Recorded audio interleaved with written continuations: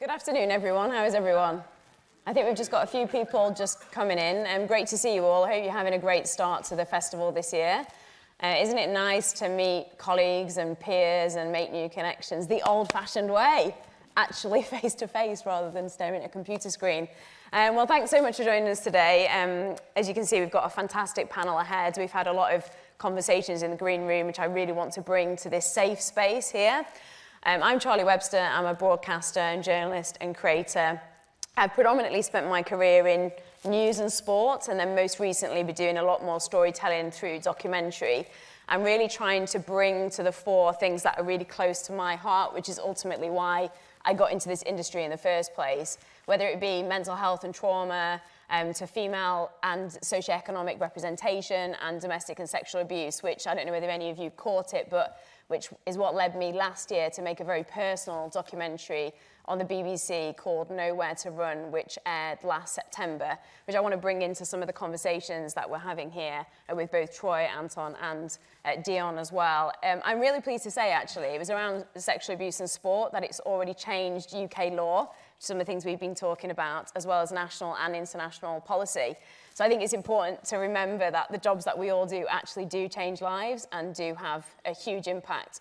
And I also worked, he couldn't be here with us today, but I also worked behind the scenes and featured in Ian Wright's documentary called Home Truths, which was about childhood domestic abuse. So that's why I'm here today, to host this aptly named panel, Unbelievable Jeff. Excuse the pun.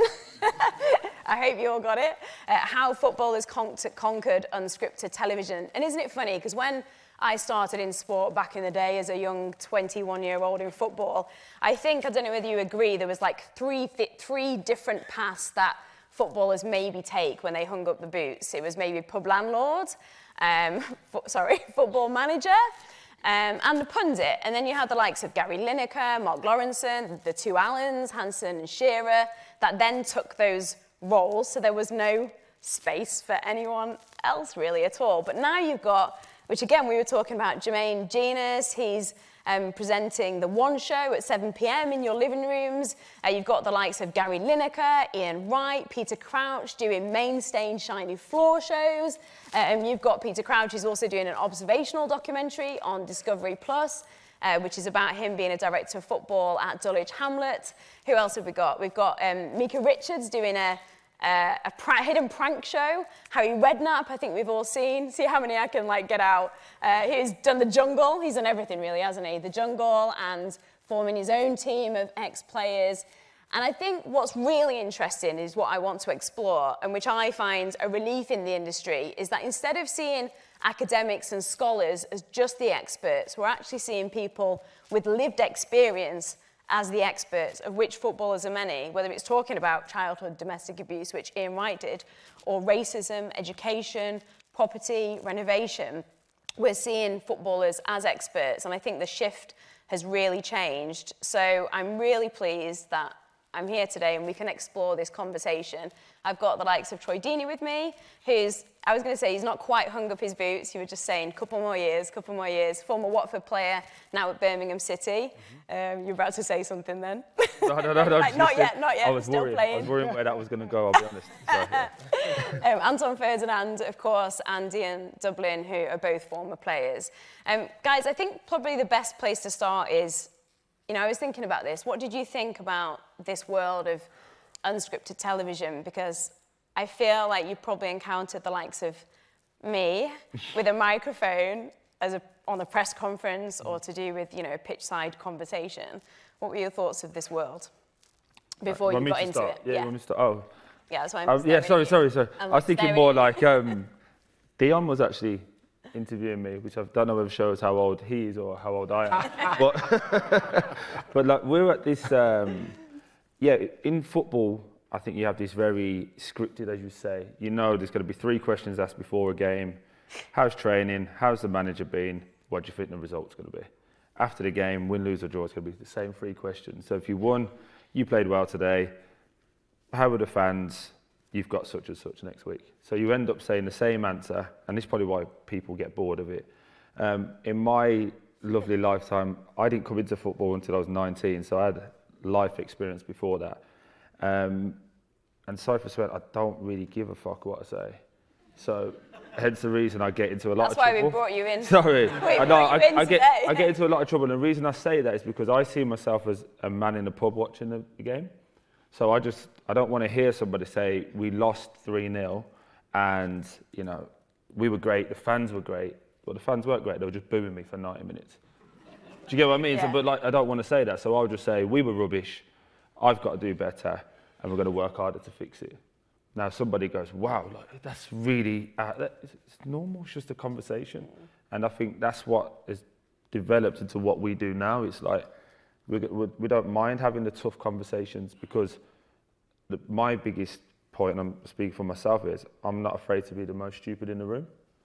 I enjoy going into smarter rooms with more educated people, and they say really long words, and sorry, I don't know what you're saying. Can you explain that to me? And then they'll try to explain it, and I go, well, that doesn't fit with the average day man, woman. So why are you saying those things? So when we did the documentary, it was about, obviously it was about race and education, but it was also about showing every angle of that. Not just mine and my partner's lived experiences, but my daughter is 8. We had people who were challenging, people that are academics, and the end goal was for the viewer to decide what they wanted to. Not Troy's agenda being pushed onto you, and please get on side with me. Here you go, here's an agenda, here's different topics, here's different ways in which we feel it can be achieved, and here's other ways in which people think it's not going to be achieved. You make your mind up, and I think that's the art of where TV is going now. It's about conversation. It's not about pushing your agendas on people. Yeah, or just lots of noise. I think it's really interesting about then who the storyteller is and who we're actually communicating against, because I think the world of TV can be quite insular, and then we forget actually who the audience is, and talking about the way we tell the story, and not with ridiculous long words that people don't necessarily connect to. Yeah, and how many times do we hear like, well, this is our target demographic, and this is who we're trying to hit, and if we get Dion in, that means everyone on BBC is going to watch, and so like we end up going into these tick box exercises where we go, oh, like, if we get Dion in, that's right, and if we get you in, that's right. Well, then what actually is the show? Because we're already taking the creative away from it, because we're trying to please everybody, but TV and art is about not pleasing everyone. It's about giving your perception to the world, and then if someone takes it on, fantastic. I think the one thing that stuck with me, what you just said, is you coming into football at 19 and having lived experience before starting enabled you to be, like you said, you say what the hell you want. You know, you've been in a lot of meetings when I've done that. Yeah. Because you've not necessarily found that though, have you? No, I've been in the game since I was 9 years old. I was in the system from 9, and from 9 years old you're told what to do, what to say, when to say it, how to say it. You know, and like Troy said, them 3 questions, it's all, them answers are automatic. They're automatic. You know, they're stuff that you're conditioned to say. And then when I went into making my documentary, I found it very hard to go from being interviewed to now I'm telling my story. It took me, I think I'd say it took me a good month to actually transition from being a person who's being interviewed to a storyteller. You know, if you used to look at some of the first rushes that I'd done, they've probably got put in a bin. You know, but I just needed to understand and understand within myself that this is my living experience, and no one can take that away from me. You know, my living experience is my living experience, and is how I felt at the time, and that's all that matters. You know, and like Troy said, people can take what they want from my living experience. I'm not pushing it on you to say, this is how you're meant to feel, this is how you're meant to react to what it is that I'm saying, but let me just tell you how it felt for me, and you can digest it and take from it whatever it is that you want. I think a lot of, most footballers are pretty thick. Most footballers are pretty thick. Take it from me. I know that. Oh, come on. But hold on. I dispute that. Let me finish. Most footballers are pretty thick, right? However, we are very real people, and we have come from the very bottom, most of us. And we have got to where we've got to through the life experience and through, you know, parenting and brothers and sisters. So we are real people, and I think the people that have had the real bad upbringings, what I mean by that, council estates, or I was born in a council estate in Leicester. I had nothing. Yeah, I think all four of us. Yeah, exactly. Well, there you which go, is you really see. interesting. All four of us on this panel are Okay. all from A council estate, So therefore, working class, when you start to poor achieve, backgrounds. it's an amazing achievement. Yeah. 9 years old. Do you know what I mean? He didn't grow up with a silver spoon in his mouth. He had to work his nuts off to get where he did. And I think when you get to the stage and you're a little bit older, like Troy said, you can sit up and go, well, I want to talk like this. This is my vocabulary. I don't know what you mean. And when people start using the big words against us, it's a class thing. Mm-hmm. They want you to stay there because you don't understand that word. That makes you there. Mm-hmm. Classic Simon Jordan. Well, Simon uses all those words all the time. You know, that's what he does. Listen, he's an educated man. Don't get me wrong, and he's doing very well on the radio. But it's not my genre of, you know, vocabulary. I speak how I speak, and I'm happy how I speak. And I think people understand the way I speak more than they would him. I suppose that's why I was like, I don't agree with you in terms of about what you qualify as thick anyway. Yeah. Because lived experience and coming from that place is an education. Yeah, it doesn't. That means you have a lot to say anyway. Being thick doesn't mean you're not educated. Being when I say thick, I mean we haven't had the silver spoon. That's what I'm trying to say. There's a saying that my dad used to say before he passed away: "Common sense ain't that common." Yeah, it's true. Correct. It's very true. Correct. So Dion, how did you find it then when you first? Because now you were described in the green room as the king of daytime television. So how did you? Because you know Anton was saying he had to go from giving that line about well we didn't win but we're whatever the lines are that you say in football that you churn out, but then had to go and actually have that vulnerability, which is really hard to do, especially when you're protected by a brand of a football team, right? So then you went from footballer to showing your personality and influence it on different shows like Homes Under the Hammer. Yeah, I sort of prepped. I was fortunate. I retired at 39. I started doing Sky TV at 36. So I had 3 years worth of doing the I don't know, the big match or whatever it was.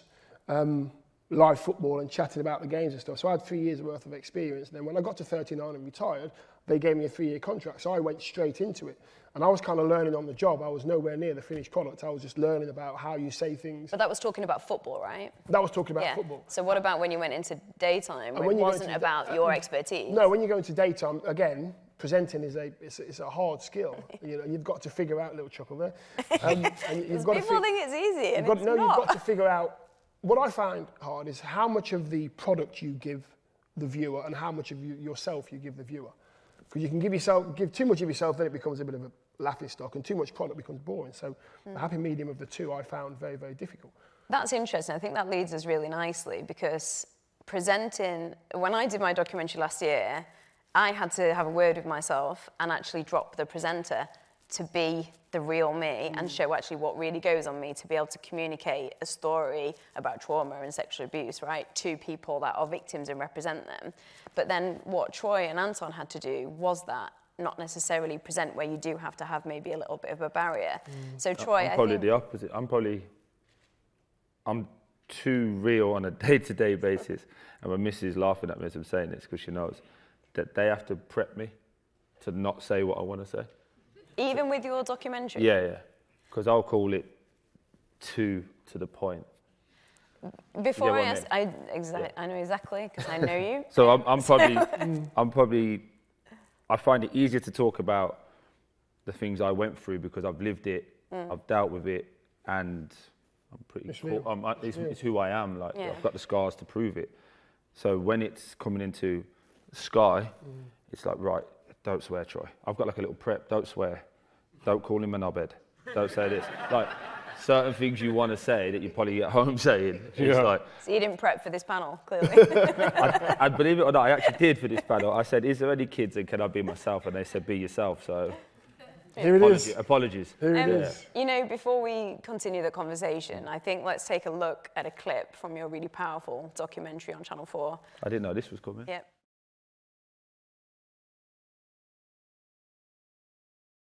Let's give that a bit of a clap, because I think it,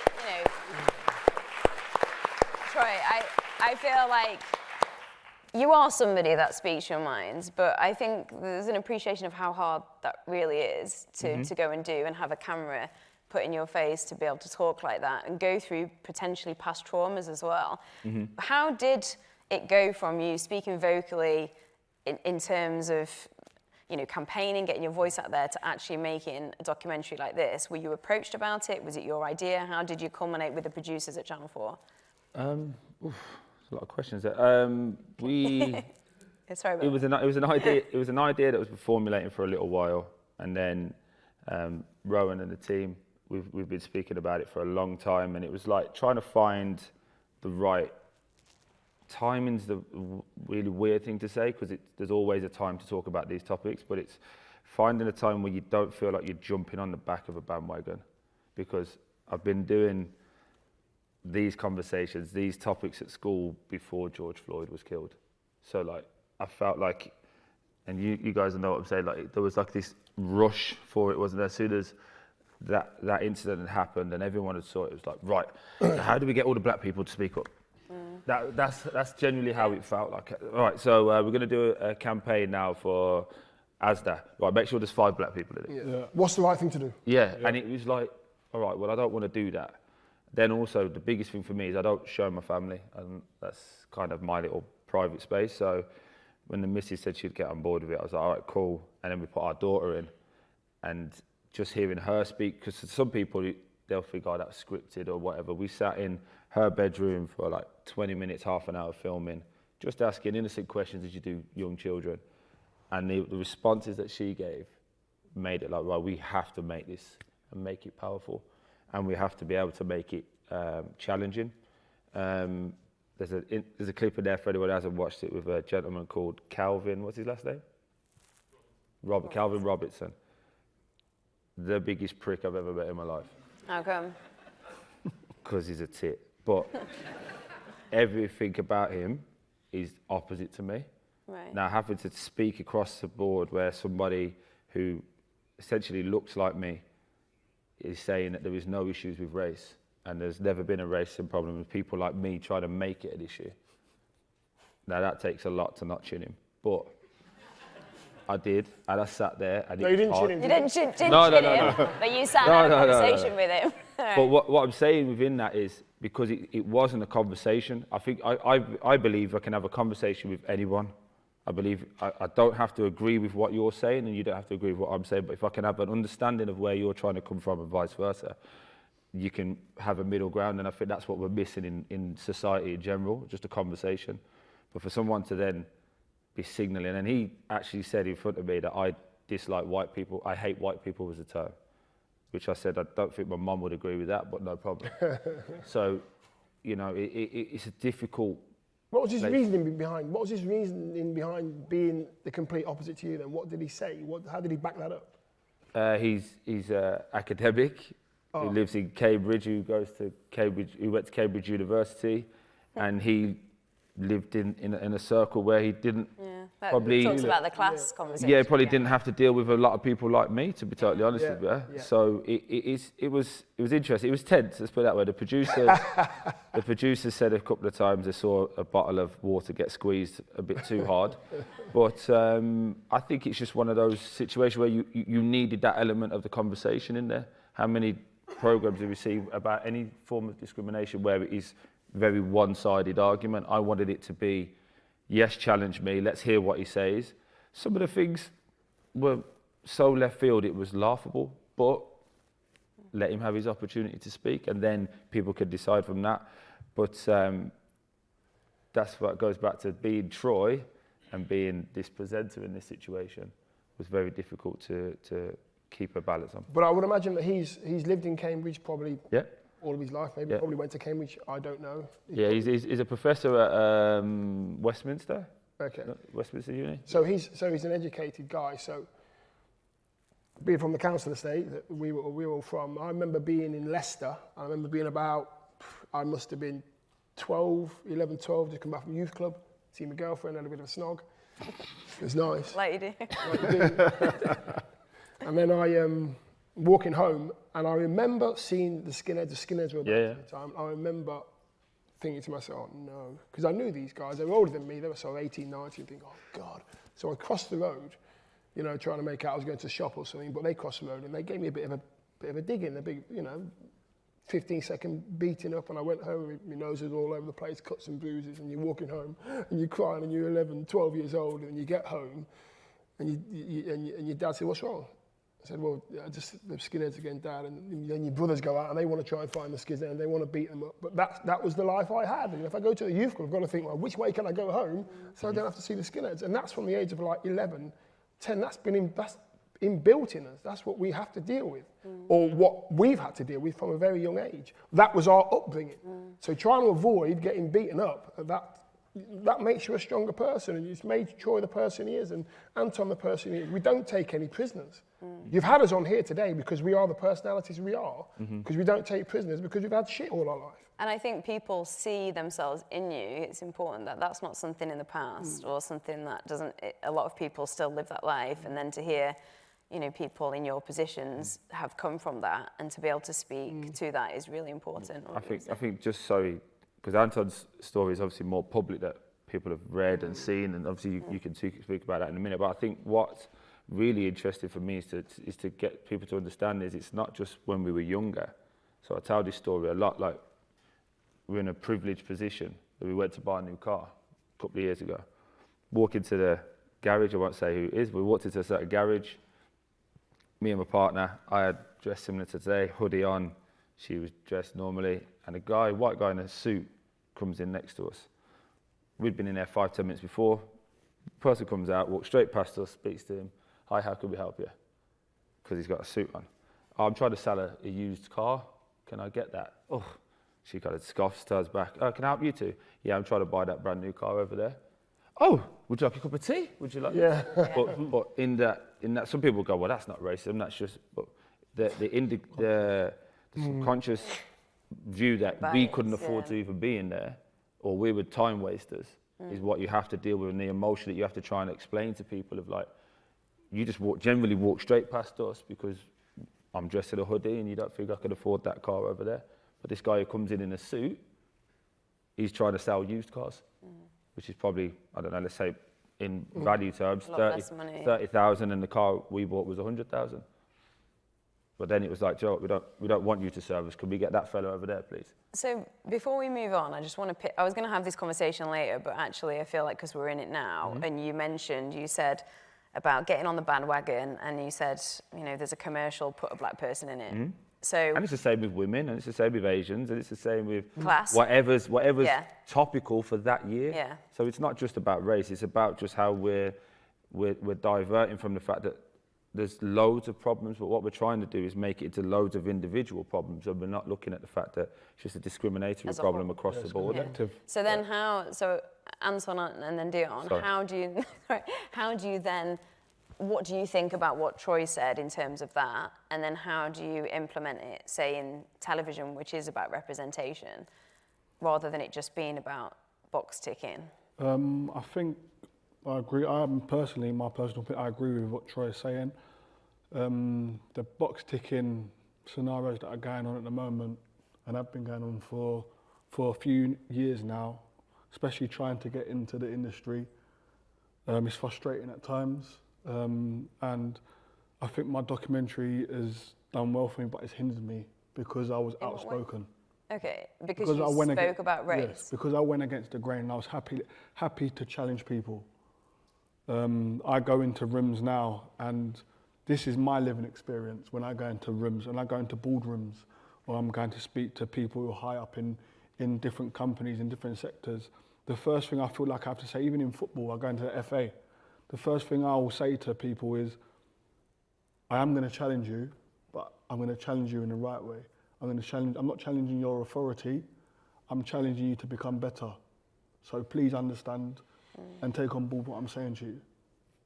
That's how I feel I need to start my conversation, because there's already that perception when I walk in there that, oh, he's going to make this only about one thing, and his views, these are his views, and he won't care about anyone else's views.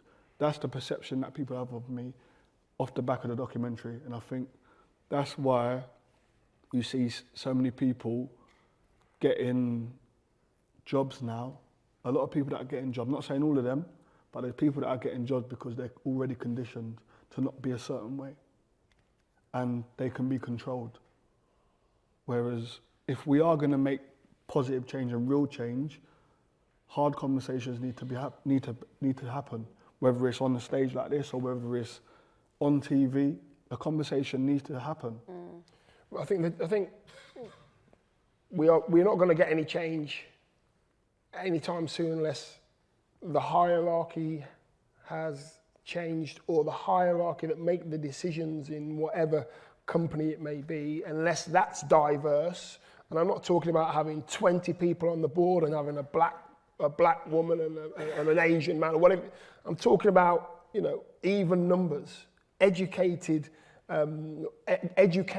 to help these people get to where they need to get to. Because if you've got a minority upstairs, you're going to have a minority downstairs, and therefore you're always going to stay in the minority, and you're never going to have the equal opportunity. Right. So you have to change the people that make the decisions at the moment are a certain genre of person, and they are keeping that genre of person within where they need to be. Do you think there's like... Sorry, no, go. But I don't think it's always has to be about being educated and being able to say certain words. I think, like Troy said, it's about, sometimes it's just about having common sense in that room. There isn't any common sense, though, Anton, that's the thing. That doesn't mix, unfortunately. I don't think it mixes. You have the hierarchy. If they had the common sense, they would have done it without us having these panels. Do you know what I mean? If they had the common sense, they would have done it. Let me ask you a question then, because, you know, you're speaking to a room and some of them are a lot of people here in the room are decision makers. So in terms of decision makers, do you think there's a fear? I mean, some of you may be able to answer this. Do you think there's a fear that, well, we do need to have the conversation? You know, your documentary's got commissioned, right? Mm-hmm. It's not easy to get a documentary commissioned, trust me. Mm-hmm. It's not easy. But there's a fear that you want to have the conversation, but not too much. But also as well, I think you probably a counter argument to what we've been saying. You've got to be careful that if you don't do it, people have got the space and the ability to do their own now. So you're getting more podcasts, you're getting more YouTubes, you're getting more people going off and creating their own content, which is getting their own advertising revenue. But whoever everybody else is, you are the big hitters, you are the staples of what we're trying to do. But I feel like you have to be, when you talk about diverse, I feel like the board level needs to be diverse, but also needs to be age appropriate as well. Because a lot of what we're talking about now is for the younger people. So my nan couldn't tell my brothers what to do. Do you know what I mean? She's in her 70s, my brothers are in her 15. So you've got to be able to bring that gap down as well in terms of age and what's relevant right now. Just because we dress young doesn't mean we think young. Doesn't we enable what these young kids are going through. Me and my missus argue about it every day when you see what's just happened in Liverpool with the young girl being shot, and condolences to the family, but look at what's going on a ground level. There's so much disharmony. There is no youth clubs, what you're talking about. No, not anymore. So why are we not talking about that? There is no safe spaces for children to even speak anymore. There is no safe spaces for people as a whole to speak. Because if you want to speak, first you've got to worry about is being cancelled. Yeah.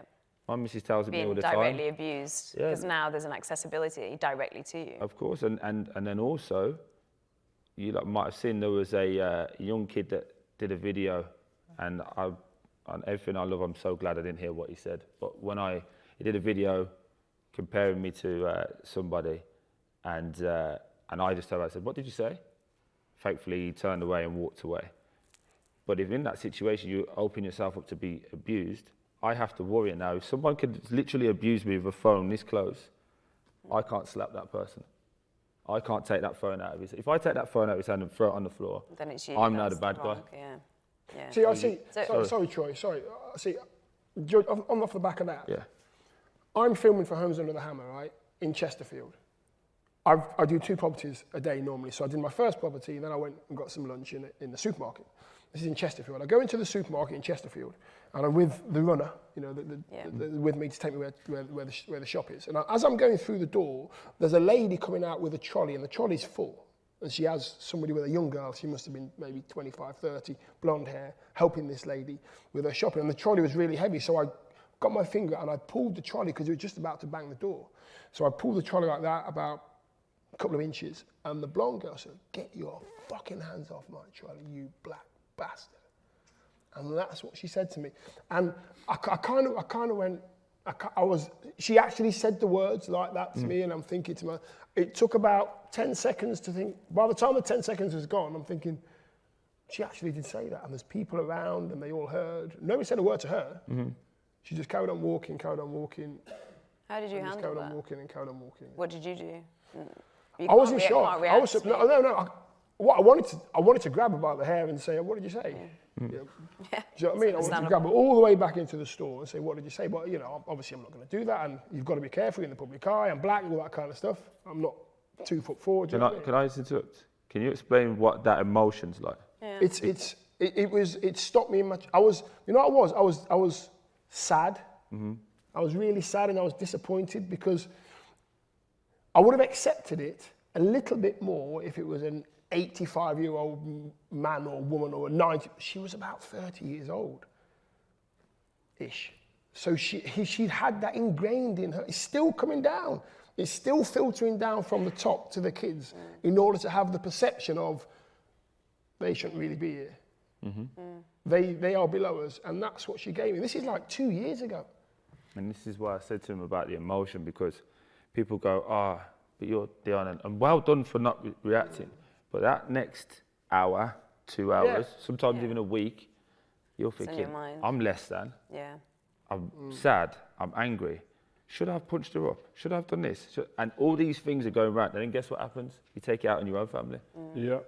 You're at home and you go in. You know the scary thing is, Troy, the scary thing is, if it was a man, I might have acted differently. Do you know, if it was a man, I'd probably just cleaned him out.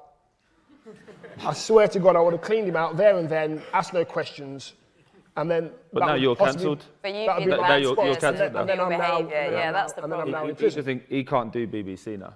If that incident happened, no one goes, well, that person started it, he's reacted. But this is the problem. He can't get another. Yeah, because I'd love to hear your thoughts, because I want to watch a clip of your documentary in a second. Sorry.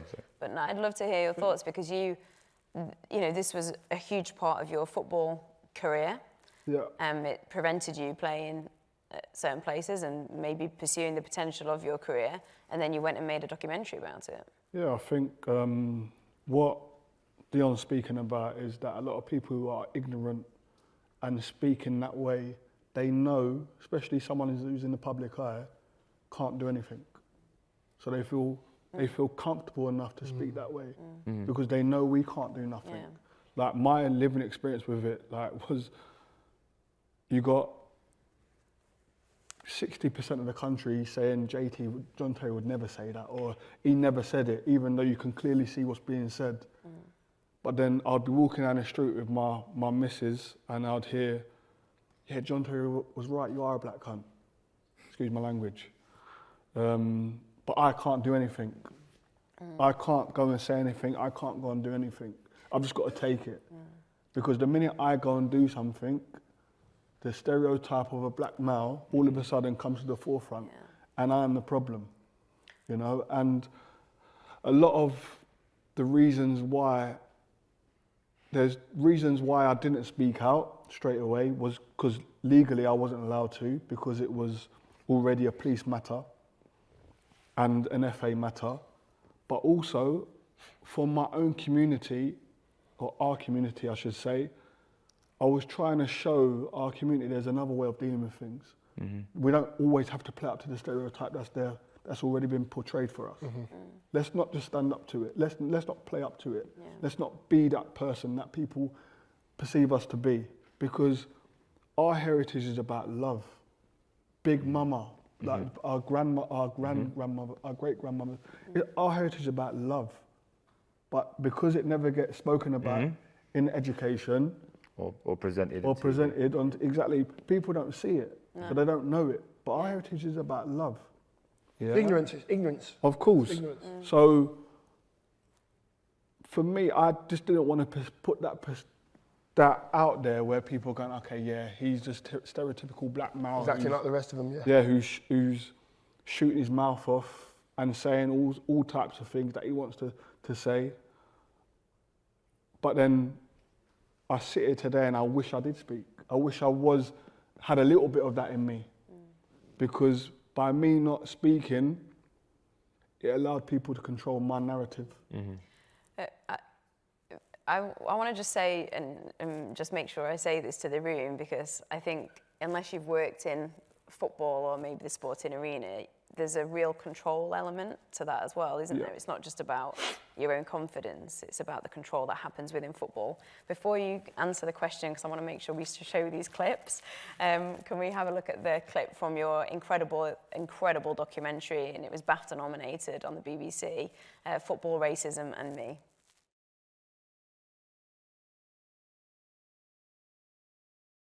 You said there, let's give it a round of applause.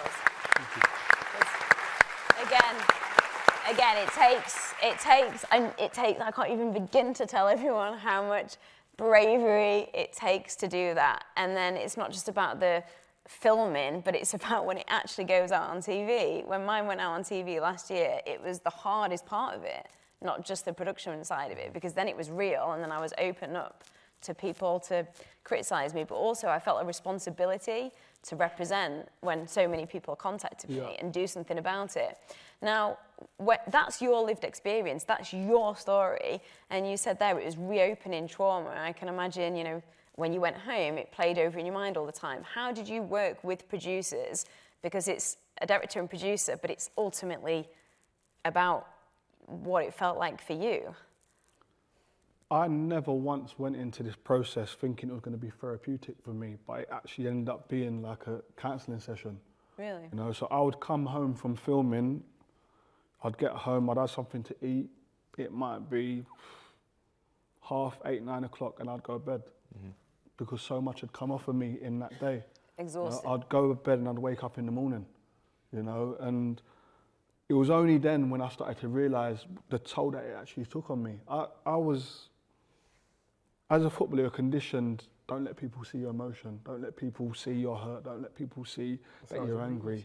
That's what you're taught, and that's what you're told from a young age, and so you keep things in you. And in a documentary, I say it openly, when my manager at the time, Neil Warnock, was saying, you was away with the fairies, you didn't know you weren't there after this incident. I'm like, I didn't believe him, because I thought I was okay. I thought football was just dealing with it and I was fine.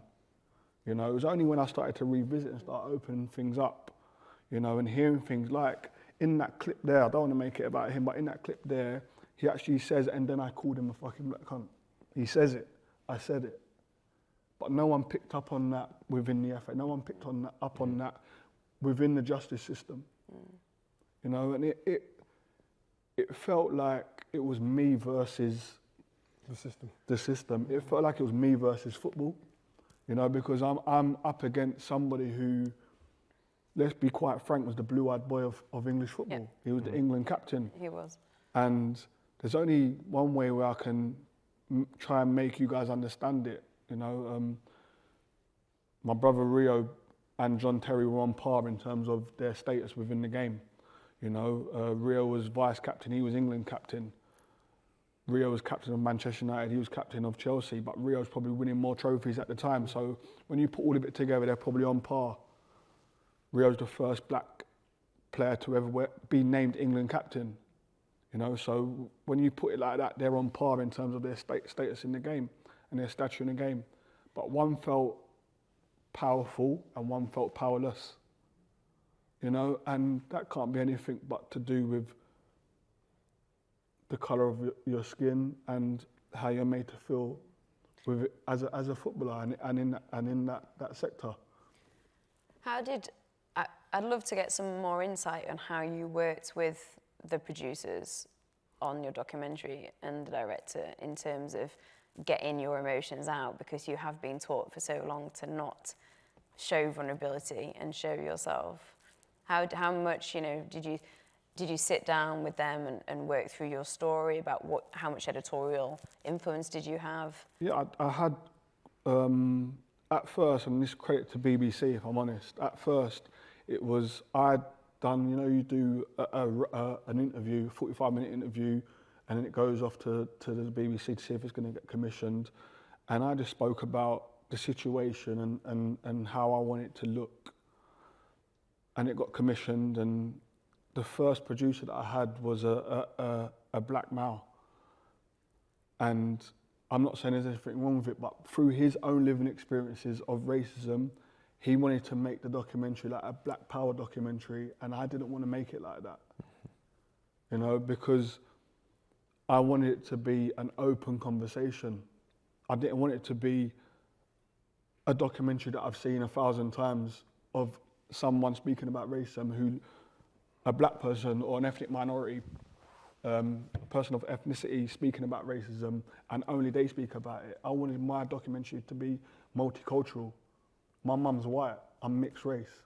Although I sit here today and I identify as someone who's a black male because that's how society sees me, I also understand and know, and was made to understand and know, the white side of my heritage along with my black side. So I wanted to make it how I saw my family environment, black and white. And I take it back to my dad when he first came over here, and this is how I explain it. My dad came here in the 60s, and there was demonstrations going on there, and the message is the same now to what it was then. But for some reason now we're seeing, and as a community we feel like there potentially could be an air of change. Are we where we want to be? We're nowhere near it, but we feel like there can be an air of change, and we're starting to get heard a little bit more than we ever have done. But the message is the same. What they're saying on the streets are the same. But what's the only difference? Back in the 60s, it was only black and ethnic minorities marching.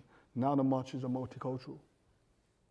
So the oppressor, I see it like this, the oppressor who is predominantly white, they can't afford to oppress their own. Because if they oppress their own, it opens up the door for the people that they don't want in there. So when they see someone speaking about racism the same way that we speak about it, they have to start listening. So they don't let us in. And this is why we're starting to feel like there is an air of change. Are we where we want to be? We're nowhere near it. But we're in a place now where, okay, things are starting to change slowly. They're nowhere near where, I keep saying nowhere near where we want it to be. But we are starting through, obviously, what we've done in our own sector in football. We're starting to be heard more than we ever have been. And that is, for me, because we're now seeing not just people who look like us talking about, we're seeing people of all ethnicities speaking about racism the way that we do. And I've gone off, I'm not answering your question, I'll go back to you. That's all right. I wish we had all day to talk about this. The producer, he just wanted to make it into like a Black Power type documentary. And I wasn't having it. So I spoke with the BBC and I said, these are my concerns. And I actually went into a room and I said to, and credit to, if anyone knows him, Max Gogarty, who's one of the head commissioners at BBC, we sat down in a room and I just said, listen, what you have to understand is this. When I was in control of my talent, when I was actually playing football, this situation changed my footballing career forever. I played 13 games in the Premier League after that incident, and was never seen in the Premier League again. I had to go abroad to go and play football because nobody in England wanted me. Now I don't play football. I'm not in control of my destiny in terms of my talent. If this is made in the wrong way, I may never work in football ever again, or I may never work on TV or ever television, again. And this is what you're carrying. This is the burden you've got. I went, so you have to look at it from my point of view. If I never work in football again or I never work in TV again, I'd rather that happen because it was done the way I wanted it done, not the way you want it done. Absolutely. I gotta say, sorry, just that Channel 4 were the same with me. They were great. Right. We had a 2-week back and forth debate about the name of it because it was going to be called My Black History. And I felt like when you put black in front of it, or we felt like when you put black in front of it, it made it made a racial connotation subconsciously going, well, I don't really want to watch that race stuff again. So they were great with us as well. So just to add, I think there is an opening understanding that people are now starting to listen. Yeah. Creatives don't have to be people in the hierarchy jobs. Creatives come from all of us, as I say, because we can all jump on Instagram now and make our own content.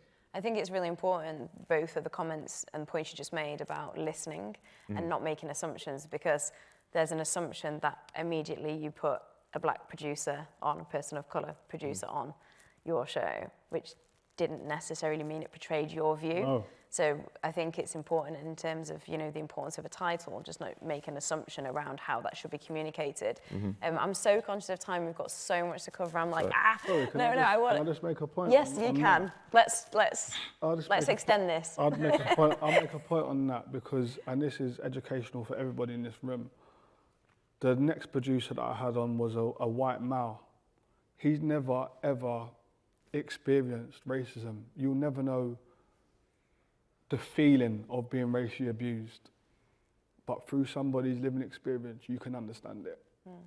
You can have empathy, right? You can have empathy and you can understand it. So when you are making decisions based on anything to do, and it's not just racism, it's any type of discrimination, you may never know the feeling of how it feels to be abused, but you can have empathy and you can understand it based on what it is that the person's telling you that they've been through. So don't shy away from that conversation.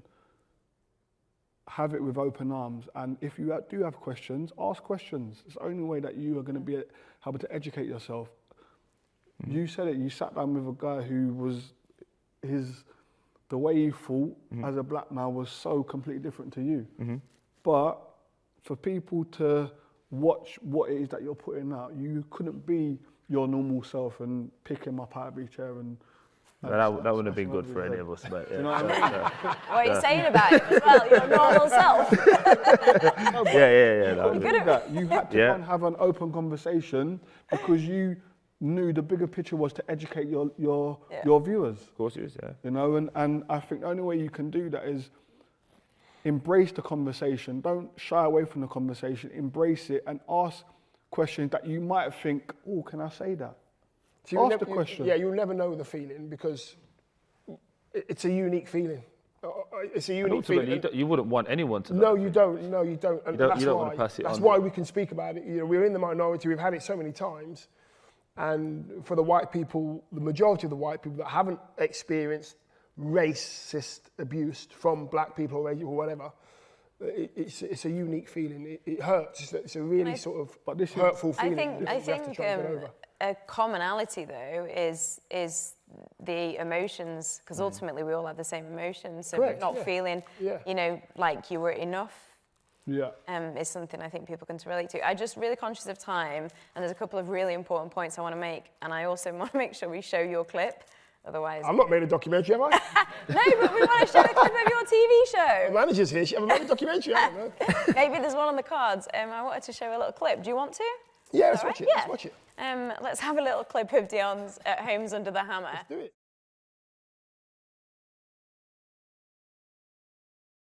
Yay!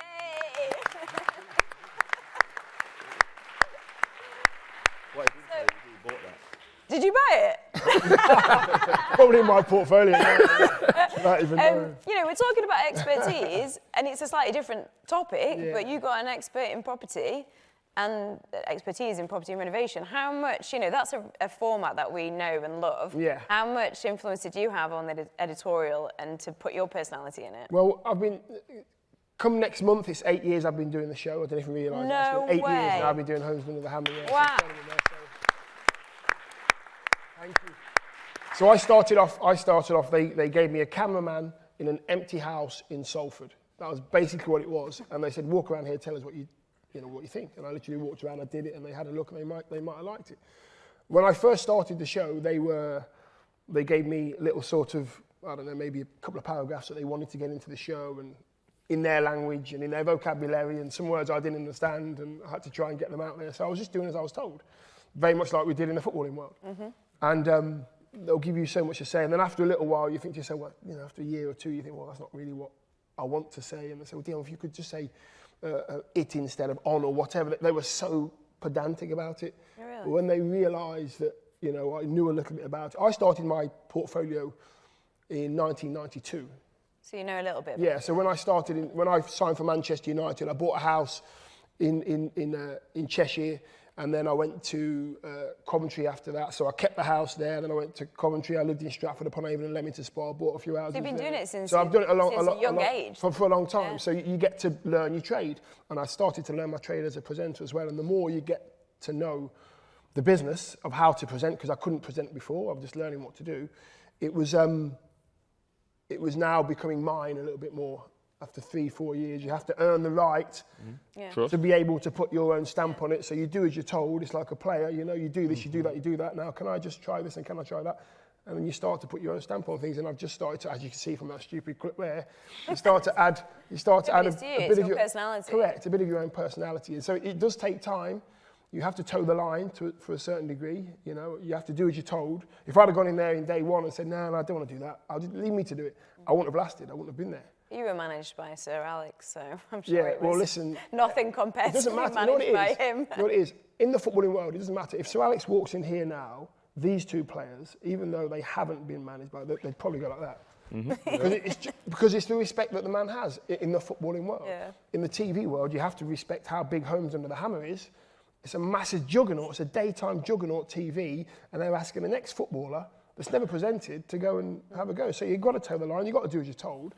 But then you do, like I say, you earn the right to put your own little twist on things, and they've allowed me to do that, and I'm hanging in there at the moment. Congratulations for 8 years. That's really incredible. Thank you. We've only got about 5 minutes left. There is an audience question I want to get to, but something I think is really important for this room that I'd just like to ask all three of you is around duty of care. It's something that I feel really strongly about as well, in terms of when you're having somebody with lived experience and footballers coming to speak about a story that does bring up a lot of trauma, but also opens you up to abuse in terms of social media.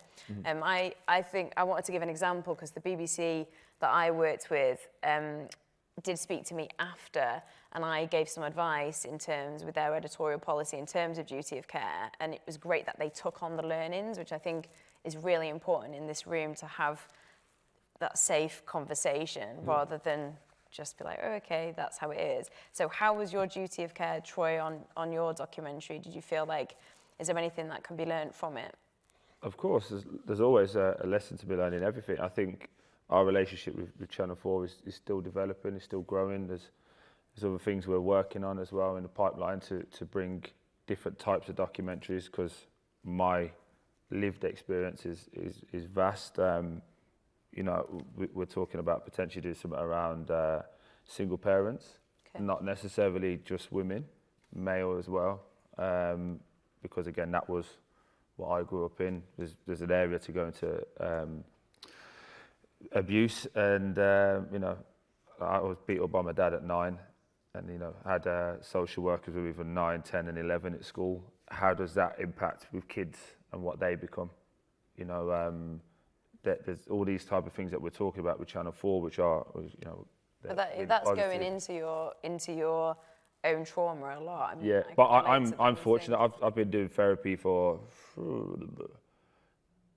12 years now, so yeah. So for me, it's. And did Channel 4 make sure that there was? No, Channel 4. I've been asking like how can we do that? What can we develop?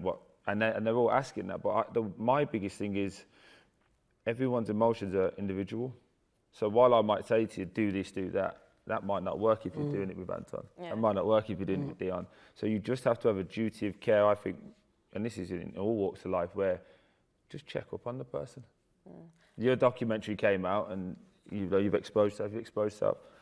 Are you all right? Yep. That's all it takes. Yeah. Are you okay? Just not an email, not through an agent, somebody from A to B. Your show was great. Thanks for all the great work. Just want to check, are you okay? Sometimes that gets lost, I think, in a lot of TV. Anton, what do you think in terms of duty of care? With the BBC, the duty of care was really good with me. I had a therapist on call whenever I needed. That's dope. I didn't use her very much. As I said, this was therapeutic for me. I was working things out myself, you know. I'm no stranger to therapy. I've had therapy for other stuff. But once I realised the documentary was a journey that I needed to go on mentally to understand certain things, and I've openly spoken about it. The death of my mum opened up a lot of can of worms in terms of the documentary, and I think what the documentary done for me, and it happened to me when I watched the first edit. I'd been struggling to sleep. I'd have like 4 months of waking up at 3, 4 o'clock in the morning. That's when my day started, and that was because I was fighting with stuff. And I'm not stupid enough to think that what John Terry said to me was the cause of what is the reason why my mum isn't here today. But that was a subconscious thought that I had, because her first battle with cancer was due to the stress of the court case and what had happened around the court case, and her not being able to be in control of the situation. Because my mum was someone who controlled it. In the family, she was the matriarch, she controlled everything. Right. And all of a sudden, she couldn't control what it was I was going through. And the stress of that took its toll, and that caused her first run-in with cancer. But it wasn't until I watched the first edit that what it was that I was fighting with in my subconscious came to the forefront of my mind, and I was able to deal with it. And once I dealt with it since, and I've slept perfect ever since. You know, so the actual process for me was the therapy. Yeah. That's why I never needed to see a therapist during and after making a documentary, but the BBC made sure there was someone on call whenever I needed. It's important to make sure there is. Oh my gosh, I feel like we could go, sorry, I realise it's like, are we, can I ask another question? I'm so conscious. I can see like all 3 of their watchers here, and I've got a clock there, and I'm like, oh my God. I think we've got some questions. Let me just.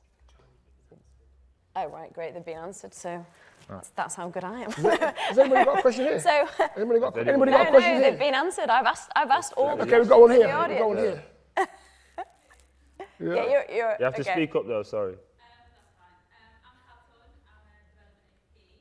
I love and admire all your work, documentaries.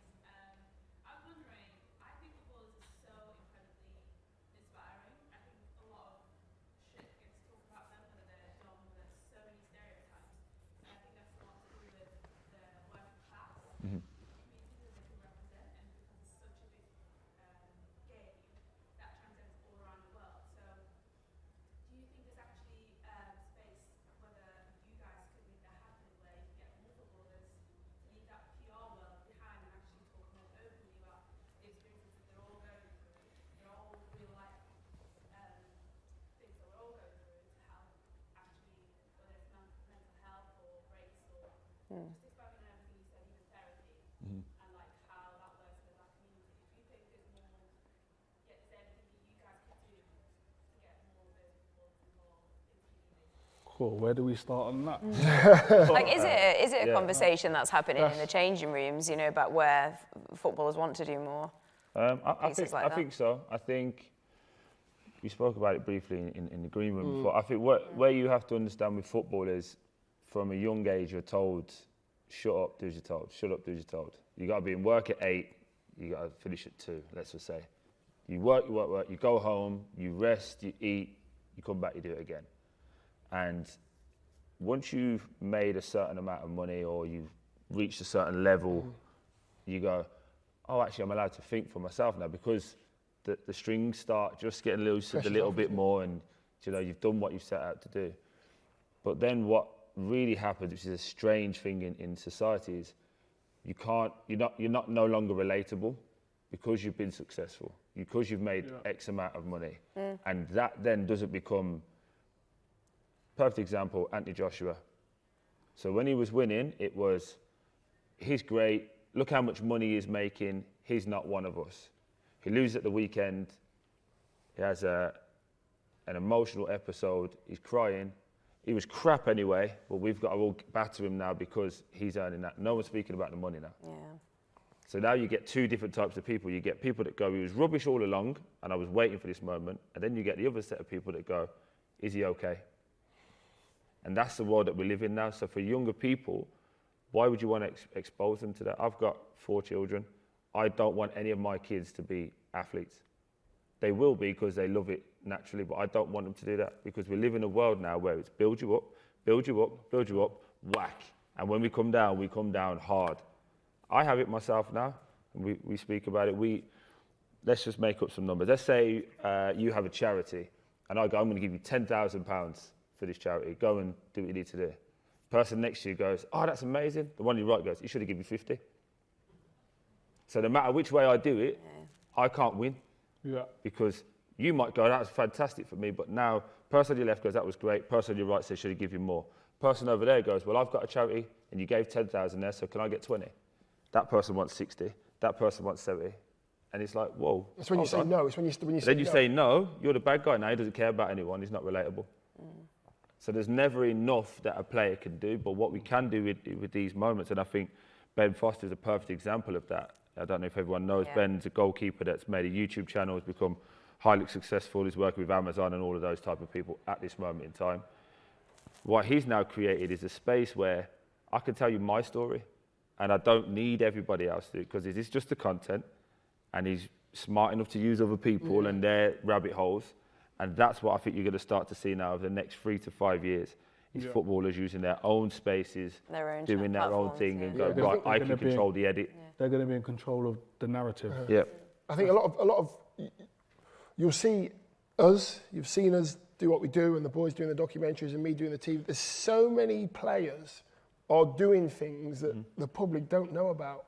I'm talking they try their best to not make things around in and around their communities, and charities, and footballers give a hell of a lot back. I'm not just talking about money. I'm talking about time. For the community, time and effort away from the training ground. The public don't know about. So is there, going to your question, and then I will wrap up. Sorry, I appreciate everyone else has got other sessions to go to as well.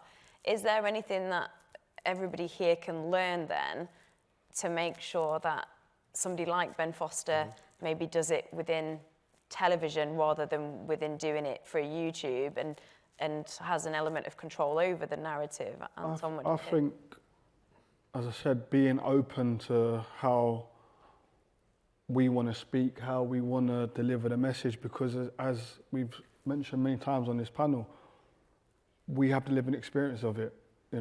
I mentor now. I don't mentor from a place of oh, I think this would happen. I mentor from a place of I know because I've been through it. I don't believe in mentoring to a younger person based on something that I think could happen, or how someone may feel if you said or done this. If I don't know it, I might ring Troy and go, Troy, have you been through this in your game? When you've been playing, have you been through this? And you go, yeah, explain it to me, please. So now I can relay the message that Troy's given me to the player. So understand, I think, that when you are asking somebody to come onto your station or do whatever it is that you want them to do for your production company, there needs to be some part of them in it. Because when there is something of them, it's more authentic, and it's something where people can relate more. I think it allows, especially with footballers, we're in a bubble. When you're playing, you're in a bubble. So when we talk about racism, I knew about racism when I was a kid, where I'm walking down the street and the police stop us, and they're going, there's a end of a spliff on the floor, and they're going, which one of that's yours? And I'm going, well, it's none of ours. But it has to be one of yours. Then all of a sudden they're turning your pockets out.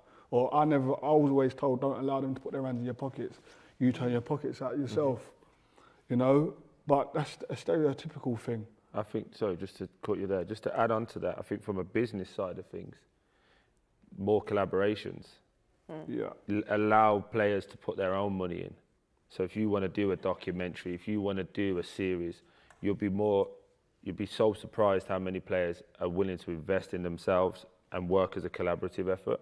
more than it just be, right, Dion, we've got to do this show. Here's 10 grand for 10 episodes. Well, 10 grand to players who are playing now, without being big-headed, is not a great deal. But if we can go in, it's 50 grand each, and we split the back end and we do the profits and all of these different things, I think players are getting smarter and understanding now that there's so much money through ad revenue and things of that nature that you'll probably find you'll get more buy-in, A, from the person because he needs it to do well, he or she needs it to do well, and B, you'll probably get a better product because now you're both working to get that end goal. Yeah, I think, and I know we've got to stop now, I understand this, but we've talked too much, don't we? I'm going to get absolutely. I know, you won't. But what I will say, if you're asking somebody on board to do a certain program, then in order to ask them on board in the first place, you're wanting what they can give you, their product, their experience. And when you start to dilute that, then the product becomes a worse product because you are not allowing them to tell you exactly how it is. So give them the platform. Give them the platform to do what you want them to do. Your product will be stronger. Don't dilute the person that's going to be telling the story. That's what I'm trying to say. I'm like frustrated because there's so much I want to ask you and so many more things I want to get more into. I think you mentioned it, thank you for asking a question about working class as well and socioeconomic diversity because that's something that I think gets left behind in the diversity conversation. But thanks so much to all of you. Thanks so much for listening.